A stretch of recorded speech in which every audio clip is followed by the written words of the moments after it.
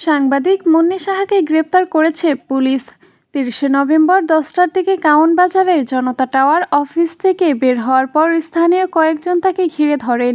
খবর পেয়ে পুলিশ ঘটনাস্থলে থেকে তাকে আটক করে থানায় নিয়ে আসেন।